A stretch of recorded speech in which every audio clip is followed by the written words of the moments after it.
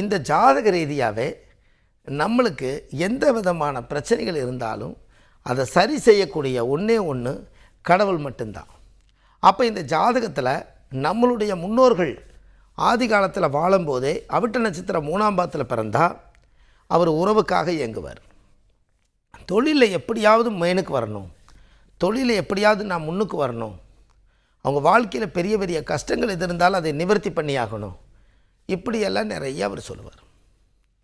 அப்போது அந்த ஜாதக ரீதியாகவே நம்ம குடும்பத்துக்குள்ளே பாரம்பரியமாக நம்ம வாழ்ந்துட்டு இருக்கும்போது நம்மளுக்கு ஏதாவது எந்த பிரச்சனைகள் வந்தாலும் அதை சரி செய்து கொடுக்க வேண்டியது நம்மளுடைய கடமை.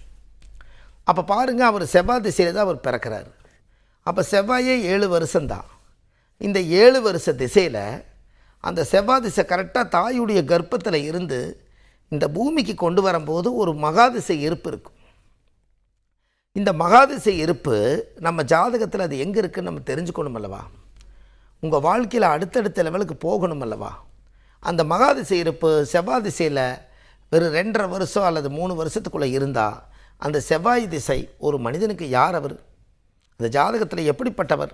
அந்த செவ்வாய் திசை 3 வருஷம் இருக்குன்னா இப்போ ராகு திசை 18 வருஷம், 18-3-21, குரு திசை 16 வருஷம், அப்போ 35, 36, 37 வயசுங்கும் போது அவர் கண்டிப்பாக குரு திசையில் அவர் கல்யாணம் ஆகிடுது.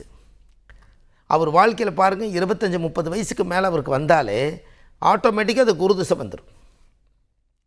அப்போ அவிட்ட நட்சத்திரத்துக்கு அந்த ஜாதகத்தில் குரு திசை தான் அவருக்கு வாழ்க்கையில் கல்யாணம் பண்ணி கொடுக்குது. அப்போ எவ்வளோ பெரிய ரகசியத்தை ஆதி காலத்தில் முன்னோர்கள் இதை ரகசியமாக வச்சுக்கிறாங்க பாருங்கள். அவருக்கு யார் அவிட்ட நட்சத்திரம் பிறந்தாலும் குரு திசையில் கல்யாணம்.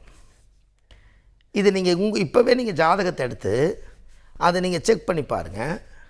ஆமாம், நம்மளுக்கு குரு திசையில் தானே கல்யாணம் நடந்தது, இந்த வருஷம் இந்த மாதம், ஆச்சரியமாக இருக்கே அப்படின்னு நீங்கள் நினைப்பீங்க. அது காரணமே என்னென்னா, ஜோதிடத்தை எதிர்கால திட்டத்தை கணிச்சு பார்த்தா நீங்கள் பிறந்தது ஒரு திசையாக இருக்கும், எதிர்கால திசையில் எந்த திசையில் கல்யாணம் பண்ணிங்கன்னு இந்த கால்குலேஷன் கரெக்டாக கொண்டு வந்து நிறுத்திடும். அப்போ இது நம்ம தெரிஞ்சுக்கணும் அல்லவா? உங்கள் வாழ்க்கையில் எவ்வளவு நல்ல விஷயங்கள் அதெல்லாம்.